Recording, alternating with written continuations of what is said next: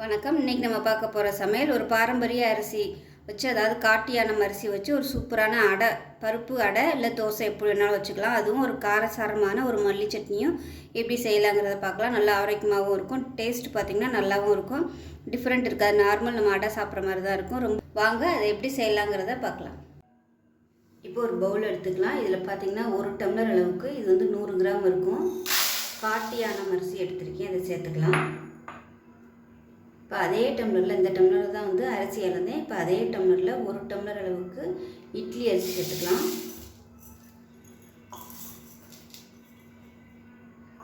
இப்போ அதே டம்ளரில் 1/2 டம்ளர் அளவுக்கு கடலைப்பருப்பு சேர்த்துக்கலாம். 1/4 டம்ளர் அளவுக்கு உளுந்து சேர்த்துக்கலாம். 1/4 டம்ளர் பாசிப்பருப்பு சேர்த்துக்கலாம். அதே மாதிரி ஒரு 1/2 டம்ளருக்கும் கொஞ்சம் கம்மியாக துவரம்பருப்பு சேர்த்துக்கலாம். இப்போ இது எல்லாத்தையுமே நல்லா கழுவிட்டு வந்துட்டு பார்க்கலாம். இப்போ இதில் ஒரு 10 வரமிளகா சேர்த்துக்கலாம். இது வந்து சின்னதாக தான் இருக்குது, அதனால் நான் 10 சேர்த்துருக்கேன். காரத்தை பொறுத்து சேர்த்துக்கோங்க. 1 டீஸ்பூன் வெந்தயம் சேர்த்துக்கலாம். 1 டீஸ்பூன் சோம்பு சேர்த்துக்கலாம். இப்போ இதில் சின்னதாக 2 துண்டு பட்டை சேர்த்துக்கலாம். இப்போ எல்லாத்தையுமே நல்லா கழுவியாச்சு. தண்ணி ஊற்றி நல்லா ஊற வச்சுக்கலாம். நல்லா ஒரு 5 மணி நேரம் நல்லா ஊறணும். 5லேருந்து ஒரு 6 மணி நேரம் நல்லா ஊறட்டும். ஊறினதுக்கப்புறம் பார்க்கலாம். ஒரு பேன் எடுத்துக்கலாம். தேவையான அளவுக்கு எண்ணெய் விட்டுருக்கேன். இதில் வந்து 1 டேபிள் ஸ்பூன் கடலைப்பருப்பு சேர்த்துக்கலாம். 1 டேபிள் ஸ்பூன் உளுந்தம்பருப்பு சேர்த்துக்கலாம். இது லேசாக பொரிய ஆரம்பிக்கவும் 10 பூண்டு பல் சேர்த்துக்கலாம். இது கூடவே ஒரு 15 சின்ன வெங்காயமும் சேர்த்துக்கலாம்.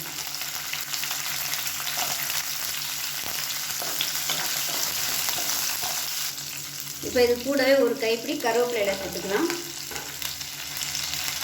அதே மாதிரி ஒரு கைப்பிடி அளவுக்கு புதினா இலை சேர்த்துக்கலாம். ஒரு கைப்பிடி கொத்தமல்லி இலை வந்து சேர்த்துக்கலாம். இது எல்லாத்தையுமே வதக்கி விட்டுக்கலாம்.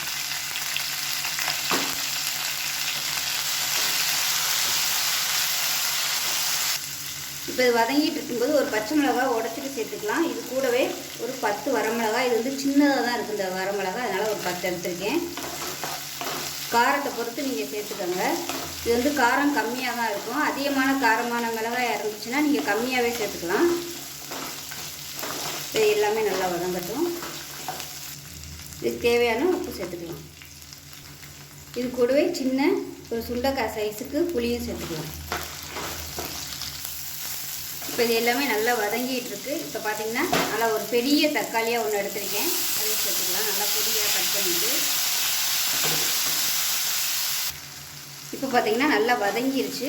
அமர்த்திட்டு ஆற விட்டுட்டு நல்லா நைஸாக அரைச்சிட்டு பார்க்கலாம். இப்போ பாருங்கள், வதக்கி ஆற விட்டு நல்லா அரைச்சாச்சு. இந்த அளவுக்கு நான் அரைச்சிருக்கேன். இது வந்து நான் தாளிக்கல. நீங்கள் விருப்பப்பட்டால் கடுகு, உளுந்து, பெருங்காயம், கருவேப்பிலை போட்டு தாளிச்சிக்கோங்க. இந்த மாதிரி வதக்கு சட்னிக்கெலாம் தாளிக்கணும்னு அவசியம் இல்லை. தாளித்தாலும் நல்லாயிருக்கும், தாளிக்காமல் சாப்பிட்டாலும் நல்லாயிருக்கும். இப்போ அடைக்கி ஊற வச்சுருந்த மாவு பார்த்திங்கன்னா இந்தளவுக்கு அரைச்சிட்டு, ரொம்பவும் நைஸாக இல்லாமல் கொஞ்சம் அப்படியே ரவை பதத்துக்கு அரைச்சிக்கிட்டிங்கன்னா நல்லாயிருக்கும். உங்களுக்கு டைம் இருந்துச்சுன்னா நல்லா ஒரு 2 மணி நேரம் புளிக்க விட்ருங்க. புளிக்க விட்டிங்கன்னா உங்களுக்கு டேஸ்ட்டு சூப்பராக இருக்கும். நீங்கள் உடனே ஊற்றுறதுனாலும் ஊற்றிக்கலாம், ஆனால் அதை விட 2 மணி நேரம் புளிக்க வச்சு ஊற்றுனீங்கன்னா நல்லாயிருக்கும்.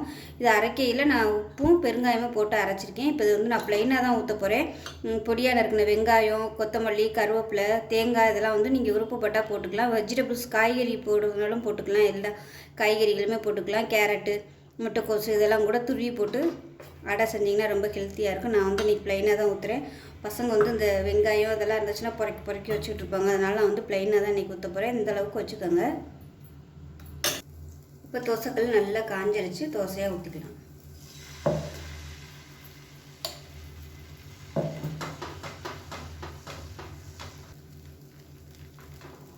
இது வந்து நார்மல் தோசை மாதிரியே நல்லா மெல்லிசாக ஊற்றுறதுனாலும் ஊற்றிக்கலாம். வெங்காயம் இதெல்லாம் போட்டோம்னா ஊற்றுறதுக்கு கொஞ்சம் சிரமமாக இருக்கும். இந்த மாதிரி ப்ளைனாக ஊற்றினோம்னா நல்லாயிருக்கும். இது வந்து மாவு நல்லா கொஞ்சம் நான் புளிக்க விட்டுட்டேன், அதனால் பாருங்கள் நல்லா அப்படியே ஓட்டையாக வருது. இப்போ மேலாப்பில் எண்ணெய் ஊற்றிக்கலாம். இப்போ பார்த்திங்கன்னா தோசை நல்லா மொறுன்னு சூப்பராக வந்துருச்சு பாருங்கள். அப்படியே எடுத்துடலாம். அருமையான கலரில் சூப்பராக வந்துருச்சு. இப்போ இதே மாதிரி மிச்சம் இருக்க தோசையும் ஊற்றிக்கலாம் மாவை.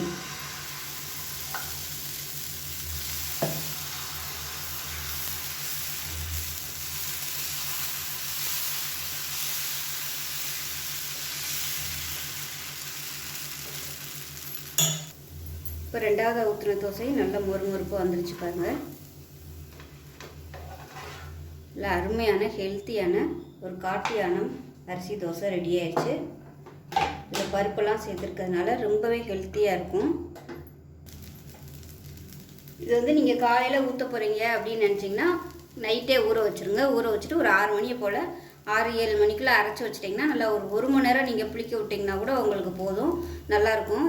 அடை வந்து கொஞ்சம் புளிச்சிச்சின்னா நல்லாயிருக்கும். இது வந்து அடையாகவும் ஊற்றிக்கலாம், தோசையாகவும் ஊற்றிக்கலாம். ரொம்பவே ஆரோக்கியமான ஒரு ரெசிபி. வாரத்தில் ஒரு 2 நாள் சாப்பிட்டிங்கன்னா கூட உங்களுக்கு உடம்புக்கு நல்லது, நல்ல எதிர்ப்பு சக்தி கிடைக்கும். ரொம்ப முடியாமல் இருக்குது, அதாவது காய்ச்சலாக இருந்து சரியானவங்கெல்லாம் இந்த அரிசி எடுத்துக்கிட்டிங்கன்னா உடம்பு வந்து உங்களுக்கு நல்ல தெம்பு கொடுக்கும். ஸோ ரொம்பவே ஒரு சூப்பரான ஆரோக்கியமான அரிசி காட்டியானம் அரிசி.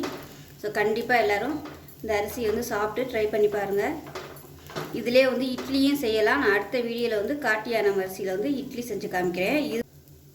இதில் பார்த்திங்கன்னா பாரம்பரிய அரிசி காட்டியானம், அதோடு சேர்த்து நம்ம பருப்பு ஐட்டங்கள் வந்து எல்லாமே கொஞ்சம் கொஞ்சம் சேர்த்துருக்கிறதுனால உடம்புக்கு தேவையான புரோட்டீன் சத்துமே கிடச்சிரும்.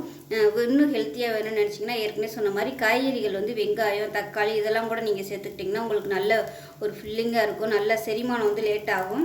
உடம்புல ஏறுற அந்த சாப்பாட்டோட குளுக்கோஸ் அளவு வந்து ரொம்ப கம்மியாக தான் ஏறும், லேட்டாகும். பசியுமே பார்த்திங்கன்னா நல்லா தாங்கும். இப்போ பாருங்கள் சூப்பராக வந்துருச்சு பாருங்கள், மொறுன்னு சூப்பராக இருக்குது. இப்போ பாருங்கள் அருமையான காட்டியானம் அரிசி தோசையும், அதாவது அடை எப்படி வேணாலும் வச்சுக்கலாம், அதுக்கு சூப்பரான ஒரு கார சட்னி அருமையாக ரெடி ஆயிடுச்சு. ரெண்டுமே காம்பினேஷன் நல்லாயிருக்கும். இந்த சட்னி தான் வைக்கணுங்கிறதுல உங்களுக்கு வந்து எது பிடிக்குதோ நீங்கள் அது வந்து வச்சு சாப்பிட்டு பாருங்கள். டேஸ்ட்டு சூப்பராக இருக்கும்.